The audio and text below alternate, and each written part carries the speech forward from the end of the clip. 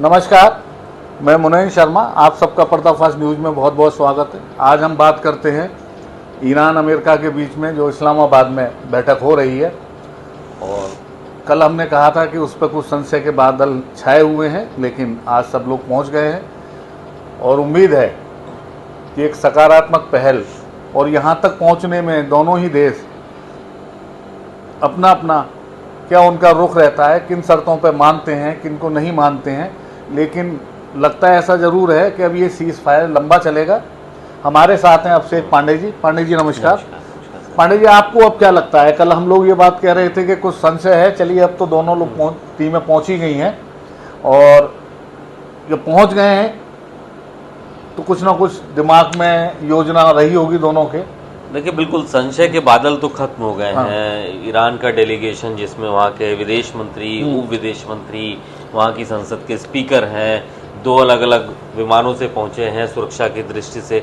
और आपने देखा होगा कि जो विमानों में उसका जो नाम रखा गया है 168 करके, हर सीट पे स्कूली बच्चे जो शहीद हुए उनकी फ़ोटो और उनका स्कूल बैग, बहुत ही मार्मिक है वो। तो ईरान ने एक तरीके से अपने पहला स्टेप ही दुनिया को अटेंशन के तौर पर अपनी तरफ आकर्षित किया है कि ये जो पीस टॉक है, वो आप देखिए किन बच्चों को शहीद किया गया, किन बच्चों पर हमला किया गया, जिनको ये नहीं पता है कि उनकी गलती क्या थी, उनकी गलती शुरुआत। और मुझे लगता है कि ये तो युद्ध के पहले दूसरे दिन ये हो गया था। उनकी गलती केवल यही थी कि वो ईरान में पैदा 168 बच्चे मार दिए गए थे। तो इसमें पांडे जी एक चीज और है, पहले एक ब्लास्ट हुआ, हम लोग इसमें पहले भी बात कर चुके हैं, तो जो उनका प्रेयर हॉल था उसमें सब बच्चों को इकट्ठा कर दिया और घरों पेरेंट्स को बता दिया गया भाई कि कुछ स्कूल में गड़बड़ हो रही है, आप अपने बच्चों को ले जाओ। तो सब क्लासें खाली करके पूरे बच्चे एक हॉल में एक जगह असेंबल हो गए, फिर वहाँ अटैक। तो ये बड़ा दुखद रहा। ईरान ने मैसेज दिया है अपने विमान में बच्चों को जगह दे करके, उनकी फोटो लगा करके।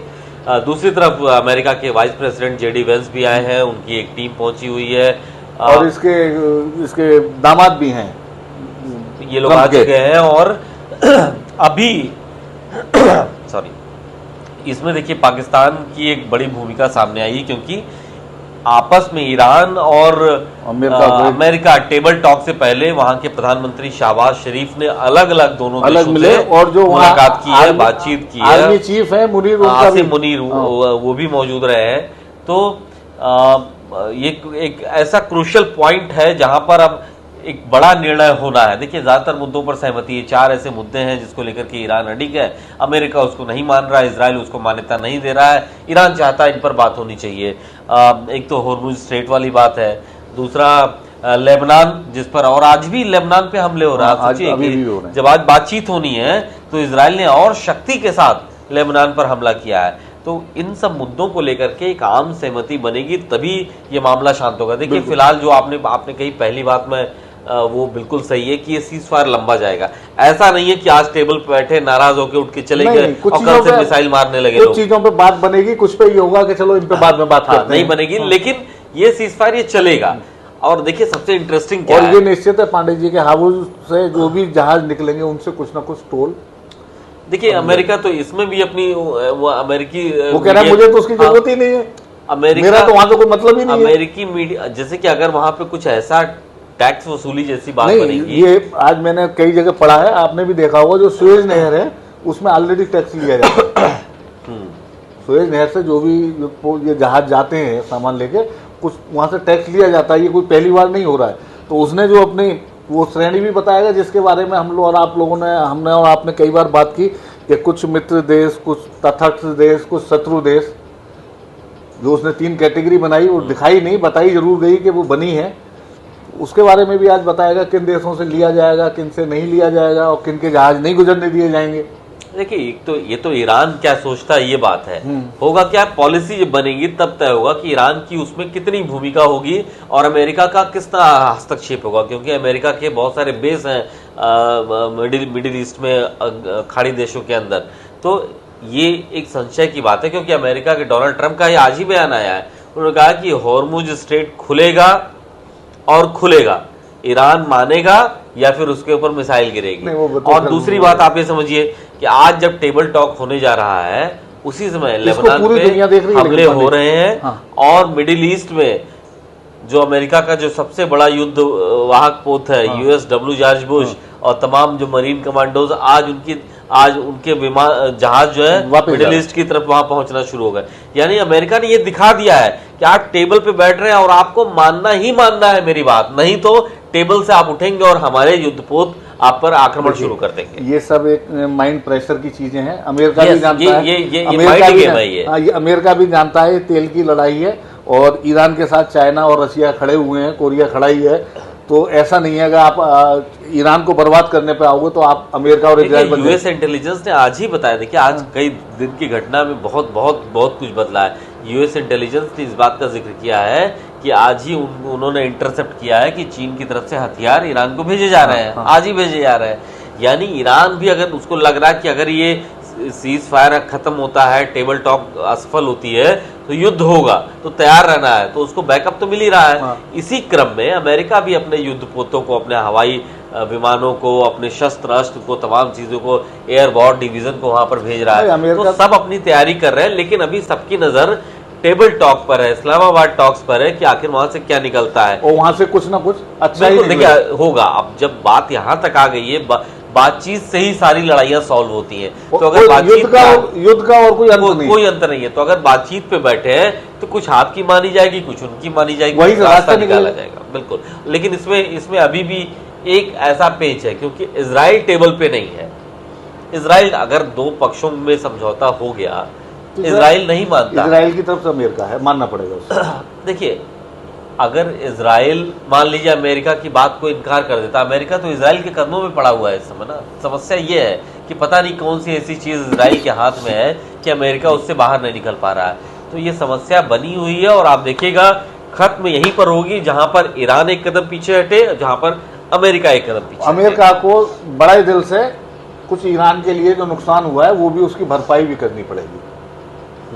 ये भी एजेंडे में है कि हमारे नुकसान की भरपाई हो, जो प्रतिबंध है वो सब हटाए जाए। प्रतिबंध, सैंक्शन, देखिए सैंक्शन वाली बात सबसे महत्वपूर्ण इसलिए है कि ईरान का बीते लगभग 39 दिनों से सोर्स ऑफ इनकम जीरो, खत्म हो गया। ये अब से नहीं, 2019 से जब से अमेरिका ने बैन लगाया है, जब से ही सब चीजें बैन है। और जो उनका ट्रेड चल रहा था कुछ देशों के साथ, लड़ाई की वजह से सब प्रभावित हो गया।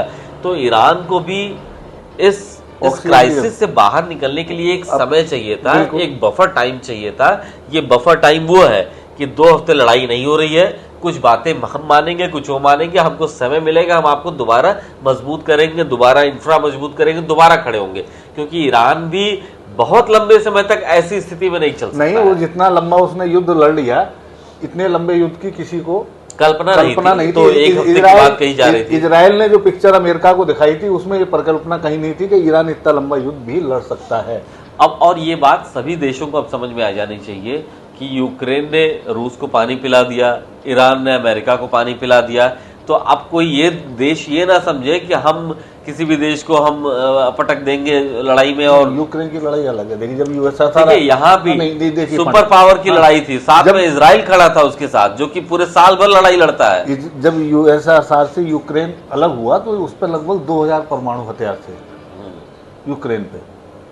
वो जब नाटो में गया तो ये हुआ कि ये सब परमाणु हथियार रशिया को वापस कर दो, तुम्हारी रक्षा हम करेंगे। अगर वो परमाणु हथियार उस पर होते तो युद्ध, ईरान के पास परमाणु हथियार होते तो ये लड़ाई इतनी लंबी ईरान तो ये कह रहा है मेरे पास 4 एटॉमिक पावर है। नहीं, देखिए यूरेनियम संवर्धन की बात कही जा रही है और एक लंबी प्रक्रिया, एक दिन में होने वाली नहीं है। परमाणु प्रक्रिया बनने से लेके और अंतिम टेस्टिंग होने तक एक लंबी प्रक्रिया, और हर व्यक्ति जो उस दौरान मौजूद रहता है उसको लगता है कि हम परमाणु संपन्न हो सकते हैं। तो अभी 65-70% यूरेनियम संवर्धन कर चुका है ईरान। एक और इन्होंने इनके जो बंकर बस्टर बम वो नीचे तक पहुंचे, 450 मीटर तक नीचे बताया जा रहा है कि उन्होंने अपनी सारी व्यवस्थाएं 400-450 फीट तक नीचे अपनी सारी व्यवस्थाएं कर रखी हैं, और पहाड़ों के बीच में जहां पर कोई असर नहीं हो रहा है। तो ईरान आज से नहीं, पिछले 3 दशकों से अपने आप को मजबूत करने की तैयारी कर रहा है। आप इतिहास मिडिल ईस्ट का इतिहास उठा के देखिए, वो देश है सब देशों पे कभी ना कभी किसी न किसी देश का कब्जा रहा है। ईरान एक ऐसा देश रहा है जिस पे कभी किसी का कब्जा नहीं रहा। वो कौम जो है अपने मजहब, अपने देश के लिए हमेशा डिवोटेड रही है, वहाँ कभी किसी का कब्जा नहीं रहा। तो ये बात भी है कि उनके खून में ये सब चीज़ें हैं। तो हम और तो यही उम्मीद करते हैं कि इस्लामाबाद से एक अच्छी खबर आए और वो सब हमारे लिए भी, मिडिल ईस्ट के लिए भी और बाकी यूरोपियन देशों के लिए भी, जहाँ से भी वहाँ की एनर्जी और तेल जाता है, उन सब के लिए एक अच्छी खबर आए और सब चीज़ें पहले जैसी हों और युद्ध किसी भी समस्या का समाधान नहीं है। बात वार्ता से ही निकलेगी। आज के लिए बस इतना ही। धन्यवाद।